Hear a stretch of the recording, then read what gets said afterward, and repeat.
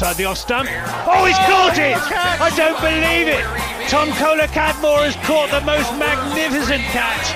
At short third man, it's the end of Daniel Sams, and Somerset have won the Vitality Blast 2023. They've bowled Essex out for 131. Hello there, you're listening to Always Look on the Bright Side of Life. This is the Somerset Cricket Podcast. My name is Ian Shepherd, and joining me this evening I've got lifelong Somerset fan Steve Tancock, digital guru for Somerset CCC Ben Warren, and the voice of cricket on BBC Radio Somerset Anthony Gibson. So we start at home against Notts on Friday, but should we have a little chat about that? It's a pretty boring game at the Oval, wasn't it? Not much happened. I think Lammonby got a few runs, Renshaw got a few runs, and Surrey finished about 5 wickets down. About, were they 60 short on the run chase? See you next week. I mean, we could do till midnight on this game. Should we start with the positives? And we'll talk about Tom Lammonby. And I put out a tweet at lunchtime on the first day, which is so I'm kind of blaming myself for the collapse because I was tempting fate massively. But I don't think, from what I saw, I don't think I was exaggerating when I said he was batting like a god. I've never seen him time the ball so well. He looked to be playing the ball a lot later than he was last season, which I think may have contributed to his normal mode of dismissal of poking off and snicking behind, just playing it a little bit early. But he was just playing those punchy off drives. He was whipping the ball away through square leg. I mean, Gibbo, you will have seen more of him than anybody else, apart from maybe Ben, but you ever seen him bat better? I don't think I have. Well, he was pretty good at Canterbury as well, and arguably it was more difficult to time the ball at Canterbury. It was a better pitch at the Oval, but he batted absolutely brilliantly. It was just a shame the way the innings came to an end, and he was obviously so disconcerted it did for his concentration. Just after I said he's going on to his 600, I think, for Somerset, isn't it? And let's hope that he's the previous highest was 116 or whatever. And let's hope this time he can really build on it. Of course, he was out next ball, but he's batting really, really well. And bear in mind, I mean, he was in the first over as well, or second over. So he might just as well have been opening. Even with the Kookaburra ball on a pretty placid pitch, the Surrey attack is a strong one, and he just batted beautifully. He timed it well. He hit some lovely shots. It was the best 2 hours of the entire game. I mean, to compare his century with Sibley's, it was I don't know, champagne versus homemade wine. To see him getting runs, and I hope it continues. He's a pleasure to watch. Steve, were you able to have much of a look on Friday? Yeah, I probably didn't do as much work as I should have done. No, me neither. It was just so elegant and so silky, and what I liked was that he didn't, from ball one almost, he seemed to be in control and have the belief that he could score the runs. It wasn't like a scratchy first 20, was it? He was up and running straight away.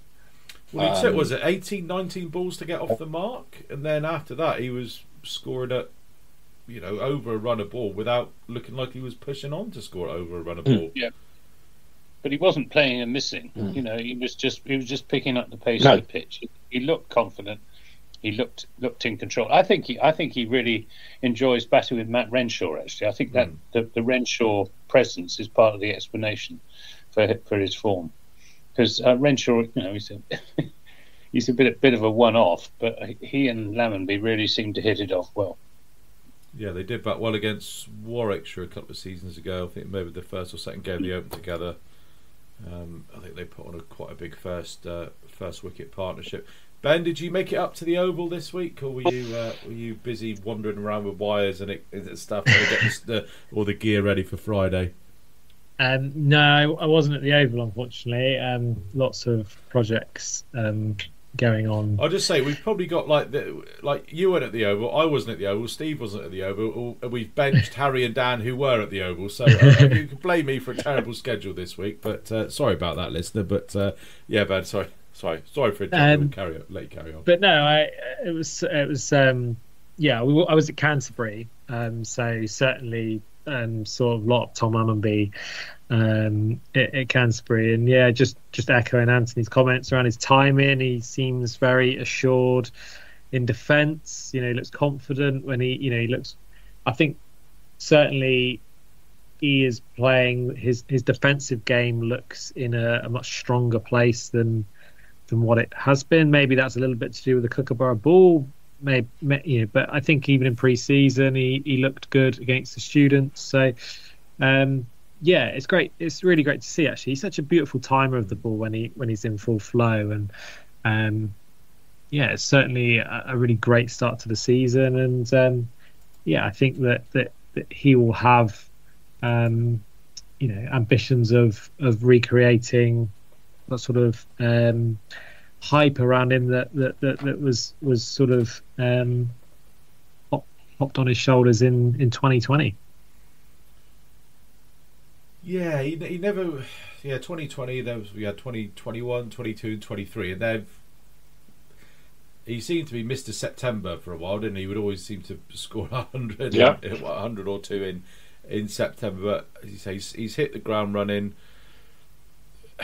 You could possibly say it has got something to do maybe with the Kookaburra ball helping, but the Kookaburra ball doesn't alter your technique to make you play that ball a little bit later. The Kookaburra ball doesn't help you time the ball as well as it was. If you see what I mean, it doesn't. The Kookaburra ball doesn't make your technique look as good as it made Lambs' technique look. And I'd like to think it's all the work he's done over the winter, because he's clearly gone away. He said he'd worked on the mental side of the game to Anthony pre-season, but to me he looks like he's sort of grooved the shots and the shots that we know he can play and look so lovely, and that are the bulk of his run gathering. He seems to be playing those exceptionally well, doesn't he? And it will have hurt him the last couple of seasons. I suspect him not playing in the last side a lot probably hurt him as well. So it's great when you see the motivation being turned into a positive like that. And I'm so happy for him. And he's just, Ben said about pushing on and that and whatever. What we want to see is him being talked about as on the fringe of the England discussion now, because that means he'll have got big runs in this block of games, which is going to benefit us. It's and I suspect it's one of those horrible things with cricket, isn't it? He got 100, and as you said, Anthony, he got 100 and then was out, and probably by the time he got into his training gear and sitting in the dressing room, half the team were back in there with him, and he was probably thinking, "Oh, that's my fault, because if I'd have just batted through the next half an hour," because that's where it is. That's often the psychology in our sport. So, hopefully it'll motivate him even more. But no, that's I'm why just I so didn't happy for him. I can't. That's why I didn't interview him at close of play, because I thought he'd probably be down on himself. So after he got 100 against, was it Kent? You told him he'd had a crap season, Gibbo. So Lord knows what you'd have said to him after he'd run out the overseas and played it. Honestly, it wasn't a very good season last year. It was. He was averaging 30 odd, Gibbo. But anyway, no, it wasn't. I reckon he'd be the first to say it. Yeah, exactly. So I interviewed Shane so that Shane could say how well he'd play, and he did. So that was fine. But it was, less said about the collapse, the better. Yeah, I mean, we have to talk about it. I mean, the cardinal rule in club cricket is you never don't run out the overseas. So I presume that was permeated up the ladder to county cricket. Would he have taken that run if it was the run that takes him from 34 to 35? Probably not. Yeah, well, there was a run there, but Renshaw was ball watching. I think it was 6 of one and half a dozen of the other. I don't think it was Lammonby's fault. Yeah, it was just one of those. But I don't think it was entirely Renshaw's fault. And as I think you tweeted, Ships, the old saying, "Don't run on the misfield." Don't run on a misfield. And then, of course, just that kind of haze and All the noise about the run out and getting to 100. He was LBW to, was it Clark, the very next ball after getting 100, playing a shot which he didn't look like he would have even entertained playing for the previous couple of hours. So it was. But thankfully we carried on unfettered progress to 450 from. Oh no, wait, no, we lost 7 for 20. Has James Rue ever played a worse shot than that? And is that Mr. McCullum and Mr. Stokes telling him to play more attacking cricket? He's been very skittish. He was very skittish, and at Canterbury, I mean, he got some runs, but he was hitting in the air and all sorts of strange things. So I don't know, but I think he just needs to calm down and go back to the James Rue that we saw last season. We need some real solidity there in the middle order. Yeah, the James Rue, who as we exclusively revealed on this podcast, is statistically better than Sachin Tendulkar at 20. So I would remind Mr. McCullum and Mr. Stokes of that if they have gotten his ear on that Lions training camp, because he's 19 years old last year. And he's got a method that has got him 1,500 runs or whatever it was, an average of nearly 60. So quite clearly, the lad can play. So why anyone will be getting in his ear, telling him to up his strike rate or dominate or whatever? I mean, this might all just be complete conjecture, and it might never have happened. So we'll never know. But another player who had a pretty decent game was Kasey Aldridge. Ben, you'll have seen a lot of Kasey coming up. I felt this was like a coming of age performance for Kasey. Really solid 50 in the second innings, 8 wickets in the match with the Kookaburra ball, which we will get onto later. I think Twitter has crashed with the amount of questions we've had about the Kookaburra versus the Jigs ball and Robert Key's comments. But Ben, Kasey Aldridge finally announced himself. Yeah, it was. Again, he was very good at Canterbury as well. I think it's worth adding, but certainly looks to have put on a yard of pace. I think he looks, he almost, given the other alternatives in attack, he probably looks the quickest Somerset bowler at the moment, which is, he's not absolutely express pace, but certainly appears to have put on a bit of pace. Certainly looks to have be pitching up a little bit, but when he's bowling short, he's doing it with purpose and not kind of just back of a length. His batting came on a lot last year, and it appears to have developed even further. I know we'll probably come on to talk about Rob Key, but it was interesting that Rob Key made a point about Kasey in his piece the other day, and I think that his experience that he had with the Lions, he didn't get a lot of game time, but it would have given him a lot of confidence. I think he's sort of acting like a regular first team player now for Somerset. I think he's always been a youngster, and I think this will probably be the year where he'll look back on it, and this is where he's a fully fledged first team performer. He's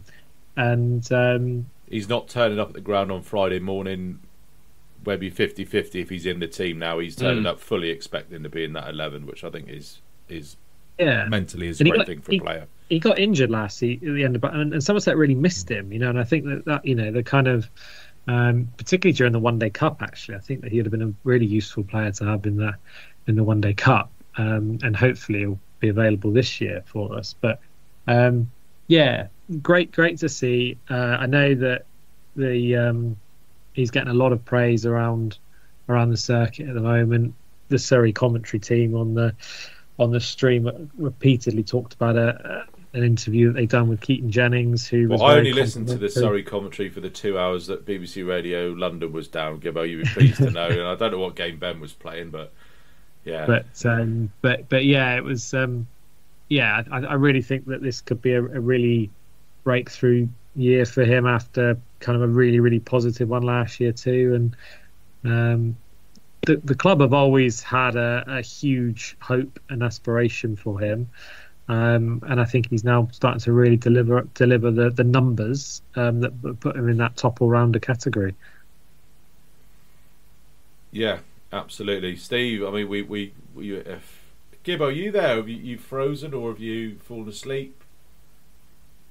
No, Gibbo's frozen. Either that or his Madame Tussauds waxwork has been wheeled into place. So hopefully Gibbo will be back soon. Steve, I mean, yeah, we sit and we effuse almost weekly about Somerset's young bowlers, well, all their young talent really, but it's great to see one of them after a season and a half of being around there to then really just stamp their mark on a game.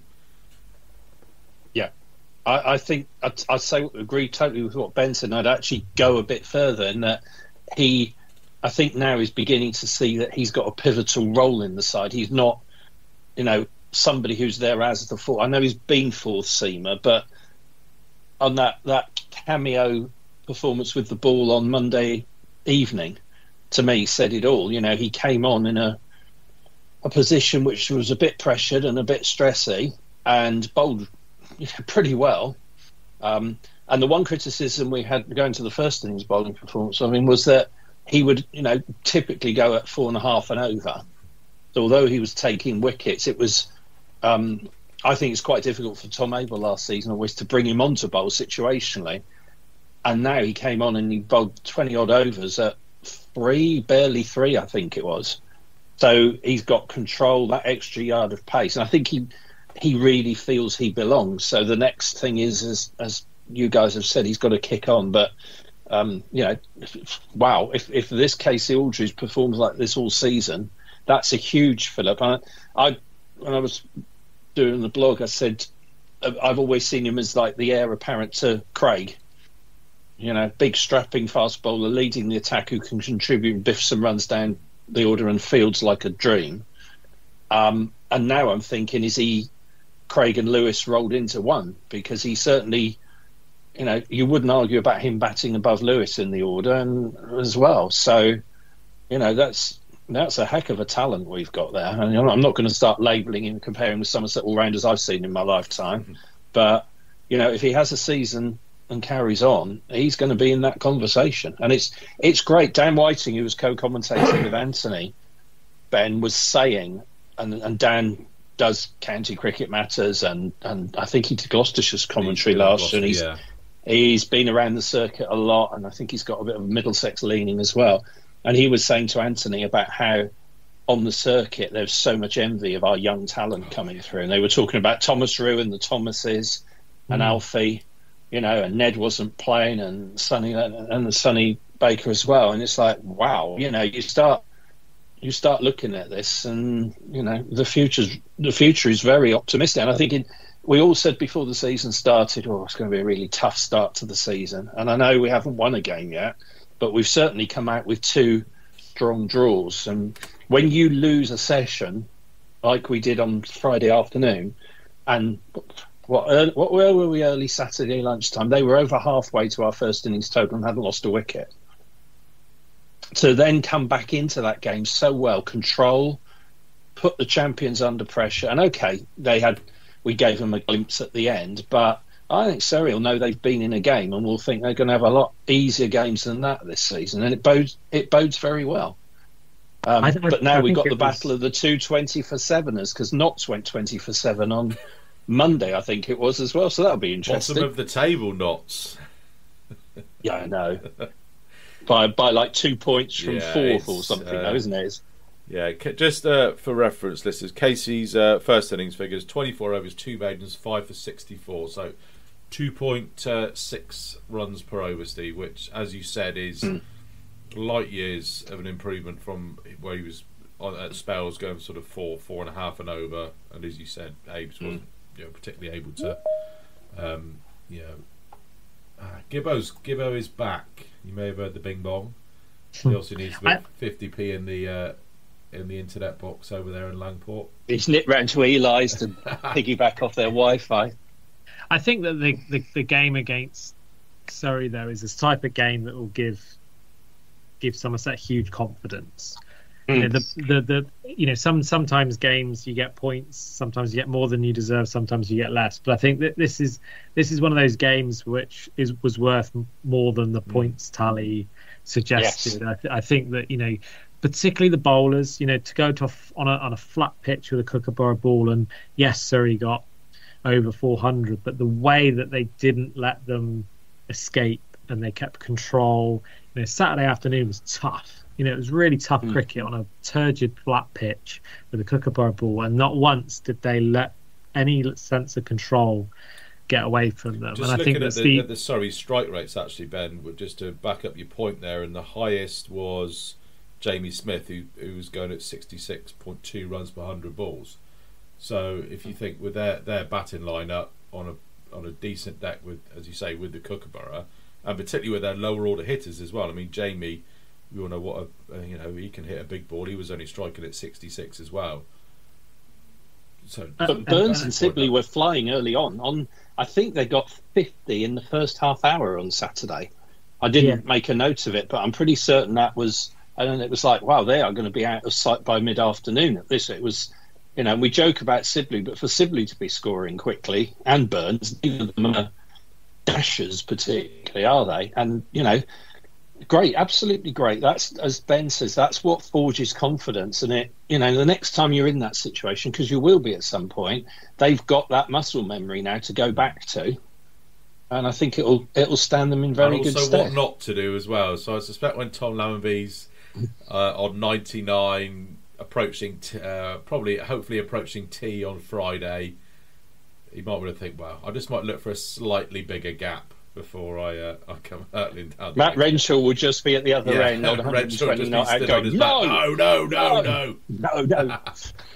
But I think that Saturday afternoon session, that was where they really started to claw back, and that was I think where ultimately the game started to sort of go back into Somerset's favour in terms of they had a chance of securing a draw. If Surrey had gone at fives, and they've got the ability to even go at sixes plus when they were 100 for 100 and plenty for one. So, that was the start of the fight back, and whilst it was an attritional fight back, it sort of started on day 2 and went all the way through to the end of day 4.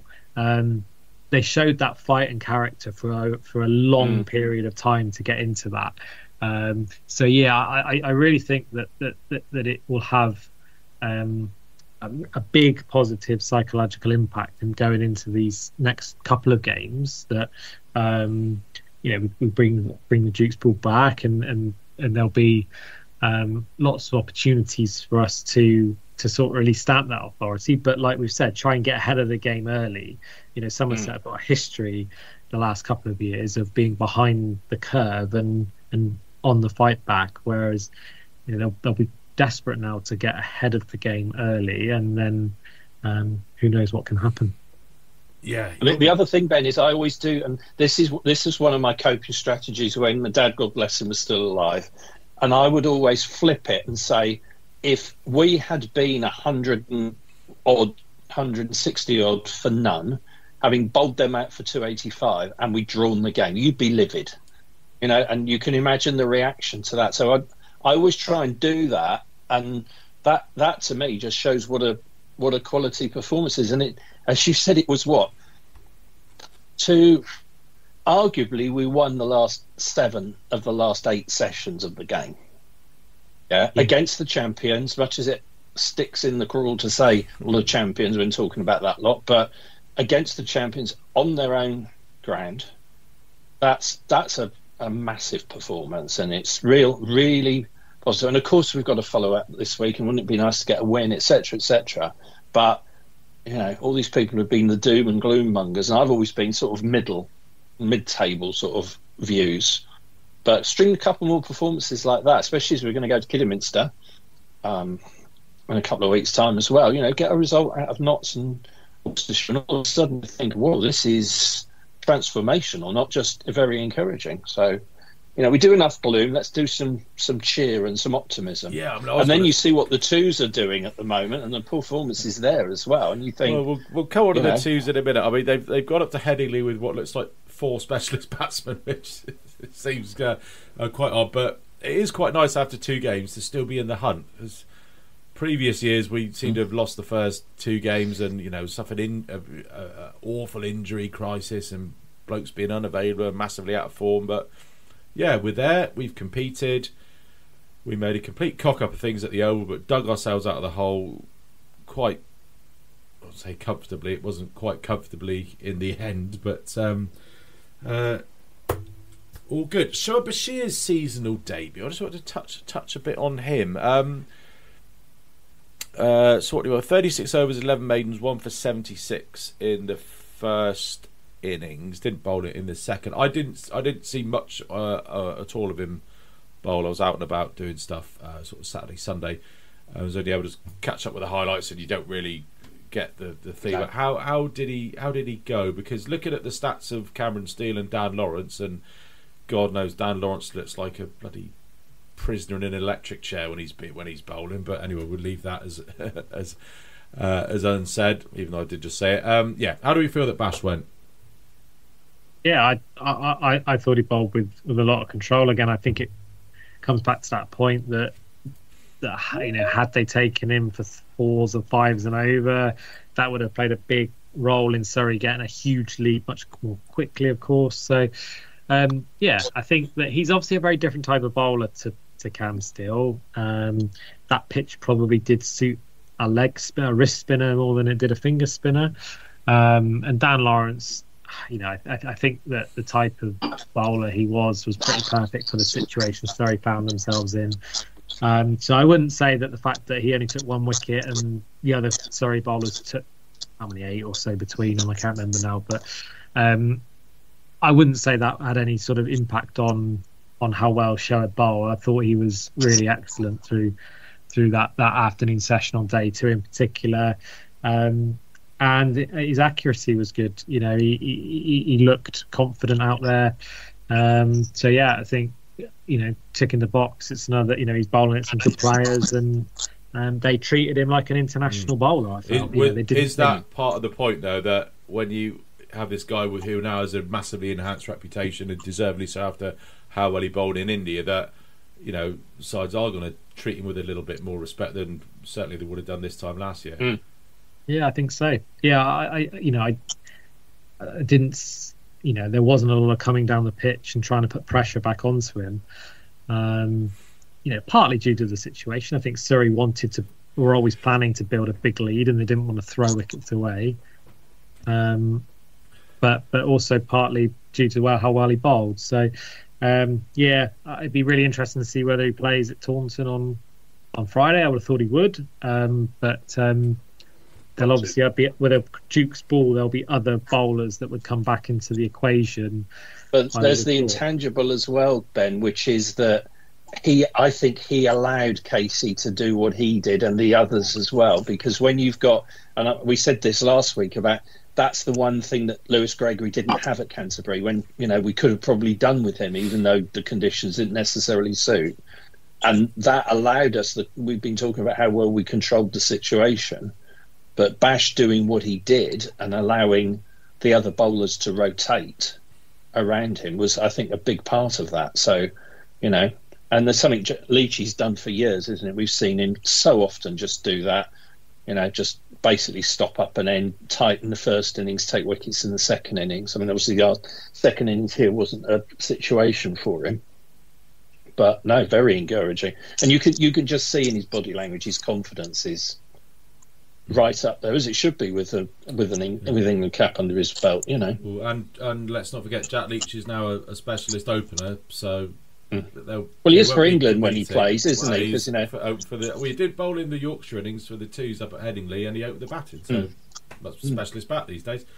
Gibbo, we were just having a quick chat about Bashir. I'd like to get your thoughts. Obviously, you saw a lot of him. Didn't pick up a bag full of wickets, but the general consensus is that he bowled very, very well and kept the pressure on.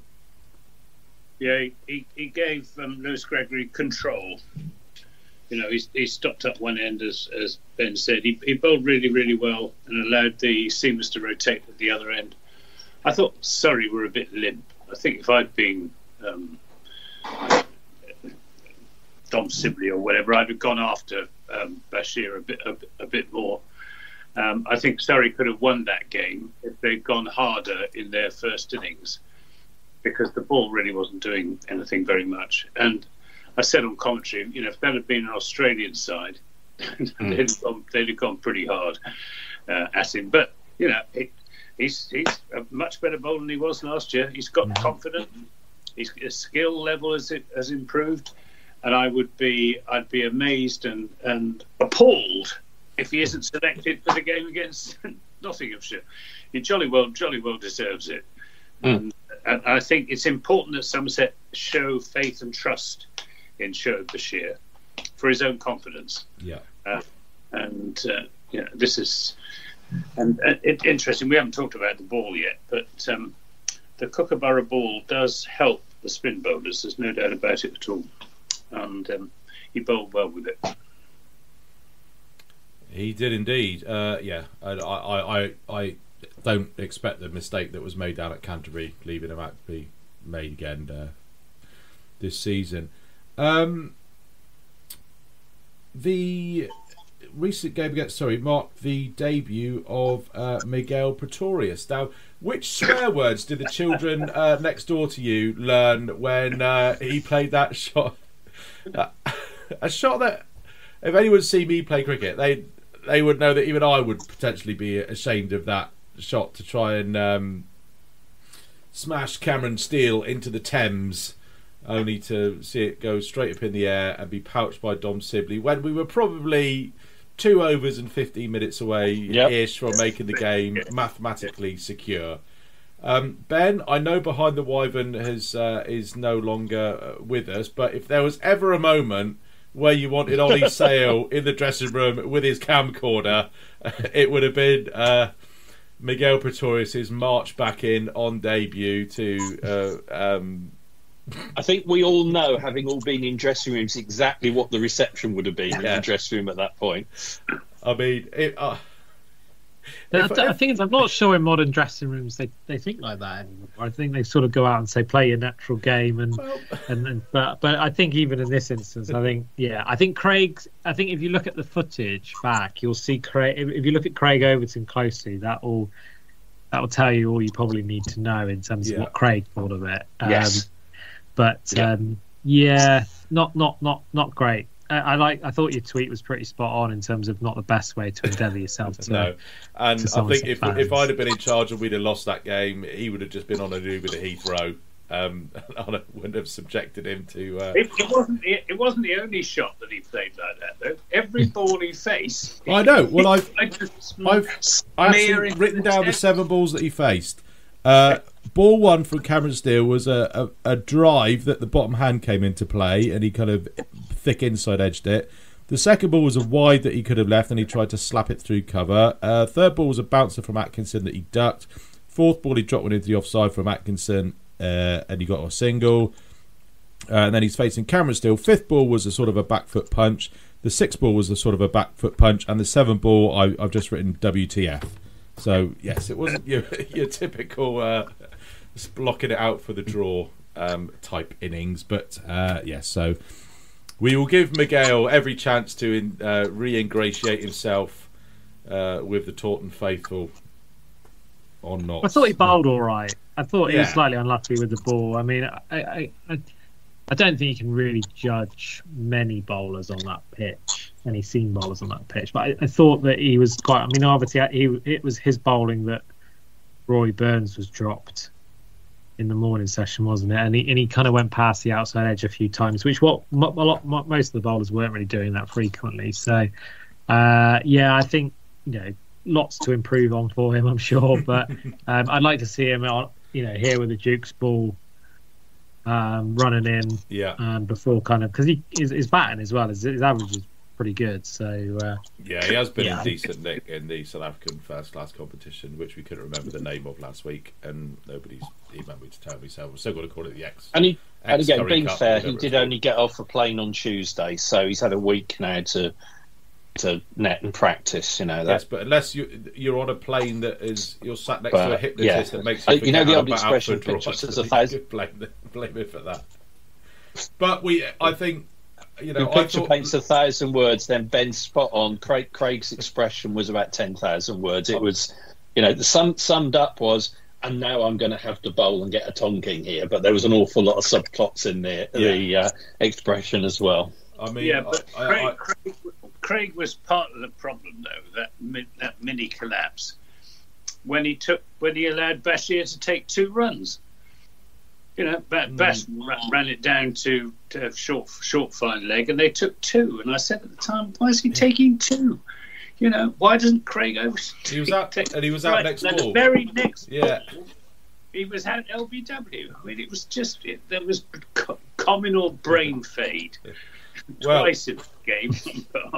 Speaking of brain fades, I had Lammers and Renshaw up as early season favourites for the Golden Apple for brain fade of the year. But I think we can close the book on it now and congratulate Miguel Pretorius on winning a Golden Apple and not even been a Somerset player for a week. I don't think anything's going to top that this season. And if it is, I either really want to see it or do not really want to see it. No, I don't want to. I really don't want to see it. So, I think we can close the book on that. Well, congratulations, Miguel Pretorius. Won a Golden Apple for Brain Fart of the Year for slightly ill-judged hoik across the line against Cameron Steele. So well done. So it's going to make the Golden Apples a little bit shorter this year because I don't think anything is going to top that. What else have we got? I mean, I've written down here Gregory, solid, really solid game. Really like his captaincy. Brilliant. I think it may be a little bit of a blessing in disguise that Abe's is not around for these first 2 games, just so he can really get his leadership style and do sort of his presence over with the team. I don't know what your thoughts are on that. They get on really well together. I just think maybe, I don't think it's any real. I think that's a little bit of a disservice to Abel because I think he would have been the perfect. He definitely. He's such a great guy as well as being a wonderful cricketer that I think he would have thought long and hard about how he was going to operate in that situation as well. He would have been there if Lewis wanted to bounce anything off him, but he wouldn't be prompting. And let's not forget, Lewis has captained him in the T20s for quite a while now, so. Yeah. It's not exactly new territory, is it? But no, Lewis is fabulous. He's a very cerebral captain, isn't he? And you can almost see when the sort of live stream goes to him, you almost see the brain working there. It's constantly calculating and looking at the options, which I really like. It was funny because I've only seen Somerset live this year in the university pre-season game against Exeter, and when they were fielding, it's so different because normally Abel is, clap, clap, clap, and everything from first slip, and he's running up back and forth. I think Lewis was kind of sort of stood at first slip, being the general on the hill, surveying, arms folded. Sort of. You knew he was thinking, but he wasn't. Like I said, totally different style to Abe's, who's. They're not nearly as noisy. They were the noisiest side in the country under Tom Abel. They're not nearly as noisy now. Be interesting to see when Abe's is back. They seem to feel just as well. They seem to respond to Lewis's style of captaincy, just as they did to Tom's. They look good in the field. They're very together, play for each other, and I think if Craig is captain at all this season, I think it's fair to say that Pretorius will be fine lay. For a left and right hander at both ends for about a 10 over spell. I think that'll be. He'll get his revenge served cold. He's probably going to get demoted to 11 as well. Anyway, right, we have. Craig might be captaining them against Notts. Well, I was just going to think about Notts. I mean, we're assuming that Abe's is still on the sidelines for Notts. He won't be. Nodding. Yeah, there's going to be rotation amongst the fast bowlers. Presumably Jake Ball will come back in. I hope they keep Kasey Aldridge in the side. But straight, I asked to interview Lewis Gregory after play on Monday, and Jason said, no, you can't talk to him. He's gone straight onto the treatment table, because the overs he bowled and the hours he spent out in the middle, I think will take a toll. So I'd be surprised if we see both Lewis Gregory and Craig Overton in the side for Notts. I think it'll be one or the other. Well, you'd expect Craig will play after missing Canterbury. Yeah. Although he's coming back, so it's. I don't know. But if there is to be rotation, then it doesn't seem to make much sense to rotate out your C's. No. And Kasey Aldridge, is young and fit and strong and deserves another game. So I would have thought it's got to be one of Gregory or Overton. Yep, I'd agree. A lad who's thrown his name in the hat with a few wickets up at Headingley in the last couple of days is young Alfie Ogborn. If you haven't seen, it's on the kind of the MB play thing, so you can see the wickets, and a couple of the wickets he took were some pretty good balls, gorgeous deliveries. Yeah. I think he's definitely thrown his hat in the ring. Again, he's another one who looks a lot quicker. His control looks to have improved. He's another one who's an absolutely lovely lad. He never stops smiling. I think he's a wonderful character. So I would potentially have him in the side ahead of Jake Ball. I don't think that's going to happen. Well, I mean, his left armour gives you that extra bit of variety. I mean, one criticism that was sort of levelled at the bowling attack that took to the field down at the St Lawrence ground was they were all right arm seamers of a similar speed. Ogborn gives you that variation. I mean, if you potentially work with Gregory / Green, Overton, Aldridge, Ogborn and Bashir, I think that is a pretty decent bowling attack. Josh Davies, is Josh fit? He did. Yeah, Josh is fit. Yeah, Josh is fit. Yeah, so yeah, I know the squad, but Josh Davies definitely fit. So he's in it. You know the squad. Jake Ball will be desperate to play against Notts, won't he? Benny, can you just hold that bit of paper a bit closer to the camera? I can't this is the thing. I think everybody thinks that Ben tells us all the juicy gossip that's going on, and we're we're all sworn to secrecy. He's very discreet, very tight-lipped. But the inscrutable smile is. There might be some Notts fans listening to your podcast that goes out tonight, and they might alter their plans completely based on any embargoed information. So they might do. Quite right too, Ben. I mean, it's. You stay tight-lipped. Definitely. So I guess there's not a lot of point in you. Talking about who that's not our Baker's side. Well, I know who the squad is, so I couldn't exactly say that such and such is. So Shaw Dixon hasn't had a great start to the season, but I think it's too early to be chopping and changing the batting order until Abel's back. Andy Cleve on Twitter had what I thought was quite a good suggestion, which was to open with Andy Umeed and Renshaw. He doesn't want to open though, does he? You could play Dixon down the order, try and give him a bit of confidence. I mean, Umeed's, what is he, 154 not out? It's yeah, but again, that was batted at 4, and Leach opened, and I checked there were 12 overs to go, which is quite early for a night watchman. So, I mean, let's be honest, the specialist batters they had in that team were young Archie Vaughan, who, by the way, check out the highlights on the NV Play page, which is linked to. Literally bats exactly like his dad. It's quite scary watching it. He's a carbon copy of his old man. And then we had a 2 and 3 of Jack Leach and old Ned Leonard, who Ned Leonard got 50, which I thought was brilliant. Then Andy Mead 154 not out, Green 66, George Thomas 6, his brother Josh 29, Finn Hill 3, and then Tom Roos 7 not out.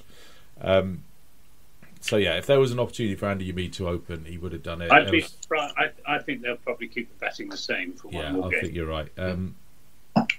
Banton again is another one. I think just looks to me like he's back with a handbrake on. Just needs to let himself trust his decision making.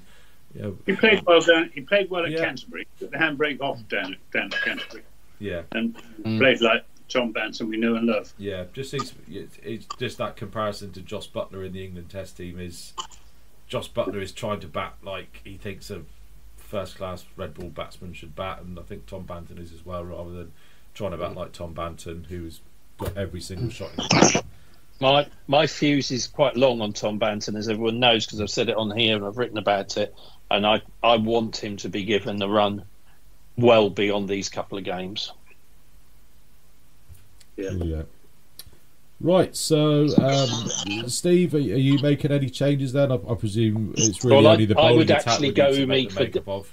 contrary to what you've all said, I would go me for Dixon. I'd tell him he's got to open. And I would keep the rest of the batting line at the same. And then if our suppositions are right and Lewis is rested and Josh Davies fit, then he would come in for me. I've got a lot of convincing to do about Jake Ball at the moment. So if Jake Ball plays, he's going to have to take a lot of wickets in the next couple of games, I'm afraid. There's a parallel universe where I'd love to see Alfie Ogborn in the side. But I think probably, it's his first game for the twos. Let him keep doing it for the twos for a couple of weeks. He'll get his opportunity. And as I always say on here, is that the baseball saying is, if you think you've got enough pitching, sign another pitcher. The more quick bowling we've got options and are fit and firing, ready to go and competing for places, the better. So my only change would be Davey for Lewis. It mean that Kasey gets the opportunity to bat one higher in the order. That's provided that Lewis isn't. If Lewis wakes up Friday morning feeling $1 million, says, "Coach, I'm playing, I'm playing." Yeah, you're not dropping him, are you? No. I should say caveat by saying if our supposition is right. So my only point of difference from you guys is that I want to see Umeed have a run opening in the first team. I've got a feeling that ship has sailed, though. That ship would have docked at Hampshire last year. I think. You might well, but then he had that stellar one-day cup competition, and again, it's confidence, and it's clearly his injury that he's now come back from isn't hampering him too much. If he can bat pretty much all day for a big 100, so that's the point of twos. Part of the point of twos cricket, isn't it, to get people back into form, and they're available. Definitely another interesting. Zing whiz them down from Headingley and get them in the squad for tomorrow. The squad that only one of us knows what it is and won't say anything. So. Another interesting takeaway from the twos. Good to see Sonny Baker back on the park. Only bowled 5 overs on the first day, but 5 overs, 2 maidens, none for 18. Good to see Sonny making his return to match fitness. I don't think there's much else to talk about there. I mean, nobody's thinking about bringing Ned Leonard in to open or 3 after his 50. Is that just me? Perhaps Jack Leach could come in at the top of the order. Yeah, I mean, we haven't thought about that one. Yeah, well, that could be it come September. Leach and Leonard striding out to open the batting as we chase that victory against Hampshire to clinch the county championship. Bloody hell, we've done 52 minutes, boys. It's flown by. News that is leaking. I don't think it's been officially announced that is that Somerset have been successful in their bid to host a Tier 1 women's team. I presume Ben is going to be tight-lipped about that as well, so we'll wait for that to be officially announced. But if that is the case, then I think it's a great bit of work by the club to be successful in the bid for that.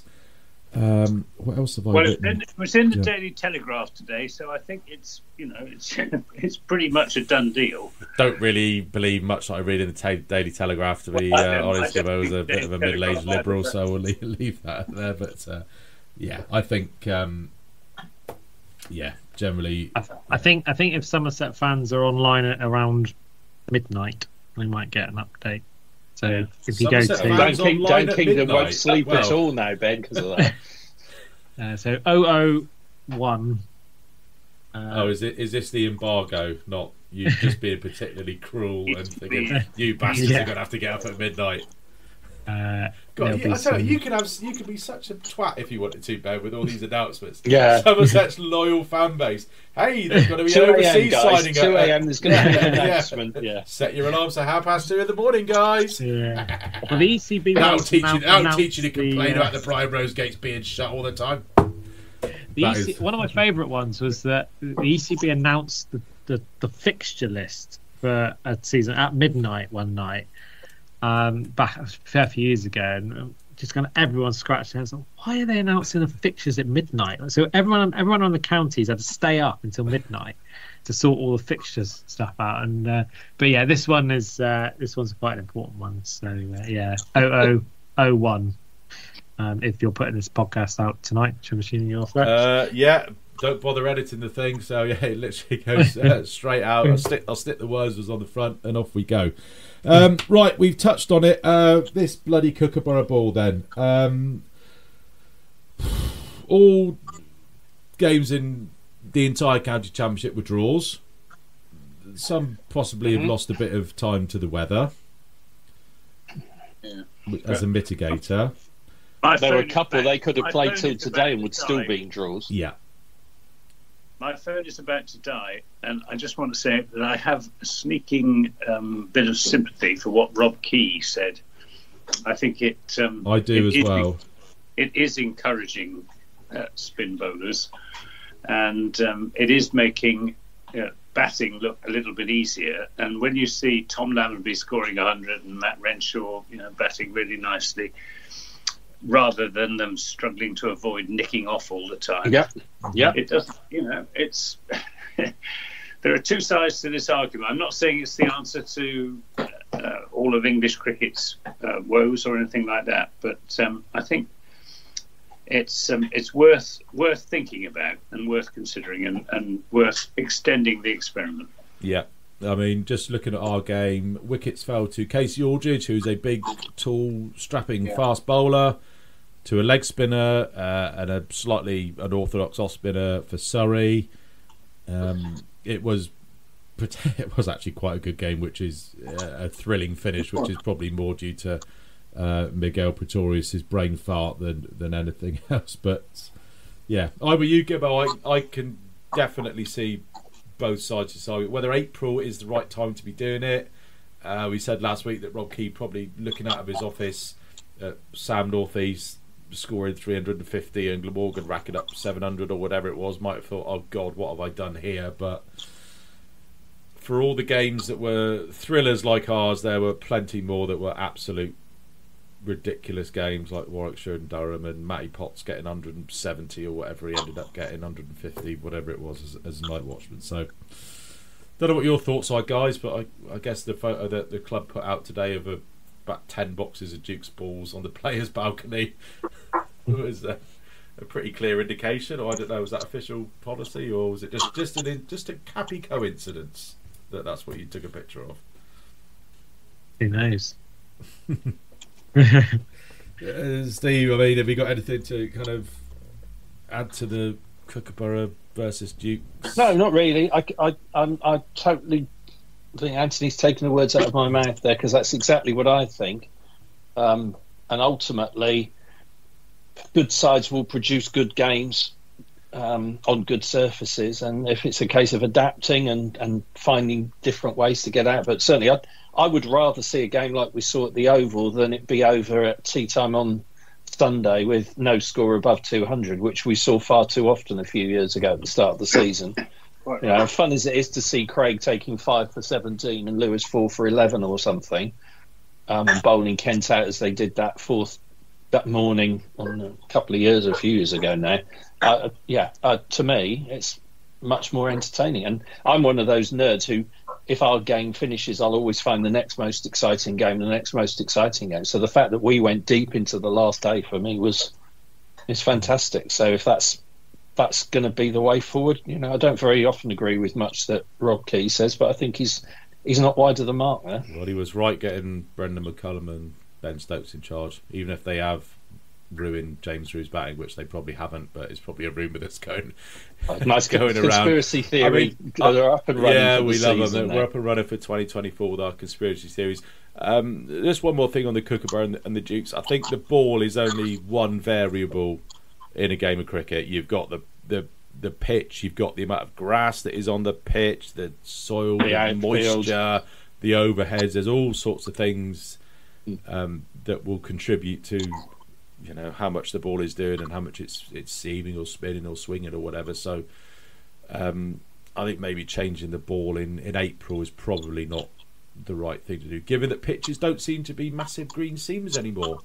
The drainage in the outfield just seems to suck the moisture out of the pitch, and you don't see these kind of really luscious green pitches that do everything. They were talking about that on the commentary on, I think it was on Sunday at the Oval, and saying that how much more water you have to put on the square at the Oval now, because the drainage is, you know, it can stop raining and they can virtually go if the covers come off, which certainly wasn't the case in my younger days at the county grounds. You know, you probably write it off for the day if you had the amount of rain they're now playing within an hour. So yeah, but a lot of people say, don't they, when the Kookaburra gets used overseas, and it's a really good ball when it's on the abrasive surfaces. And we said this last week. Let's play some Championship cricket in August. That might be a good time to use a Kookaburra ball. But... Well, we got 2 Championship games in August. I know. Yeah, I know, because. And the next Kookaburra games are in September, I believe. So long time to wait for them to come back. It'd be a shame if they all got lost before then. We have had a couple of questions. Alex, I really like your question about why our batters aren't turning the hundreds into daddy hundreds. He's done a graph as well. Have a look at that on Twitter. Remind us of that again next week, because we have just about run out of time. I can practically hear Gibbo's belly rumbling as we speak. Mike, last week we've got to give the museum a plug, which will be open all the way through the Notts game. And Mike asks, what has Dom Best done to his hair? I believe the Yorkshire social media is calling him Spin Shady. He's gone for a peroxide blonde dye job. Loads more questions about women's thing. Kookaburra, Andy Umeed opening. Kookaburra, women's Kookaburra. That's it. I think I've exhausted the agenda. We'll let Ben get back to another 4 hours of work before the 0001 arrives, and he can breathe easy on that one. I've got to sit I there presume the squad's 2 o'clock tomorrow afternoon, Ben? Yeah, 2 o'clock tomorrow for the squad. Have you not got it on your WhatsApp, Steve? I'll send it over. No, I haven't looked. I've been concentrating what you guys have been saying, not looking at my phone. Right. Well, that was a joke anyway. As I said before, I'm going to just say one thing for any other business, and that is in my world. And those of you who know me, I won't say any more. But there was a very interesting thing going around in my network with a job referral today for, I'm going to say, a sporting franchise somewhere up the M5. And I obviously can't say any more for legal and whatever reasons, but I'll let people, if people know what I do for a day job and put that together, they might, if I hear anything and I can say anything, I'll put it on Twitter, but there might be something happening with a sporting, they called it a sporting franchise, and it was one I looked at and thought, I really wish I wasn't so busy. A new franchise or a... existing No, it's an existing franchise that needs the sort of help I provide in my day job. Oh, what, like sex therapy? No, that's the other Steve you talk to on Twitter. Steve's an accountant, if you were wondering, dear listener. So, sporting franchise up the M5 is going bust. I didn't say that. I can't possibly comment. Well, I mean, it's quite a wide net, because everywhere is up the M5 from where we are, so you know. Okay, not that far up the M5 in relative terms. Then. That far up the M5 in relative. And it's not. I haven't got an embargo time on it, Ben. Otherwise, I would tell you. Oh well, everybody knows Gloucester are going skint, but it might not even be that. So who knows? Western Storm kick off their 2024 campaign on Saturday at Sophia Gardens in Cardiff. So yeah, good luck to Sophie Luff and the team. Looking hopefully a good summer on the cards for Storm. Got a young squad still, but another year's worth of experience. So should be exciting. Of course, Australian superstar Amanda Jade Wellington is playing for the Storm this year. Who I keep having to remember is not from New Zealand with a name like Wellington. Yeah, she played in the warm-up game. They played a warm-up game. Yeah, Wormsley. I keep forgetting what it's called. Yeah, she played in that and took a couple of wickets. So it's they kick off on Saturday. There'll be a live stream and bits and bobs for people to tune in for. So go well. I forget who they were playing, but they were 220 for 13 in their 50 overs. Yes, and then it was rain effect. Like, how do you work out the Duckworth-Lewis if you're kind of playing with infinite wickets? I'm sure Dan will let us know. I'm sure the scorers would have been delighted with that. Well, that's the trouble when you've got the like when Tom Banton came back in the Exeter game. You only run on the book, you just write T Banton in again. But obviously, if you're on Play Cricket or MB Play or whatever, you're like, oh my god, how do I do this? I see we got the WinViz. What else is going on with live streaming, Ben? We're all up and running, ready to go. Usual superstar commentary team back in the chair. Yeah, got Trigo, same 7. So Trigo Derby on Friday. Oh, yes. So it's the Jake Ball Derby as well now, technically. Jake Ball Derby. I think things are good. We'll find out when we turn it on. It should be all okay. Got three new camera operators in our media interns, so all raring to go. So looking forward to it. And you're paying them, aren't you? Else Dan will get very upset. He's back on Twitter. He's back on Twitter now. He's back on Twitter. Yeah, Dan's been forgiven. Fully paid, and it's a really important job. So they are very, very good. With the standard of candidates this year was unbelievable. So they're really looking forward to it.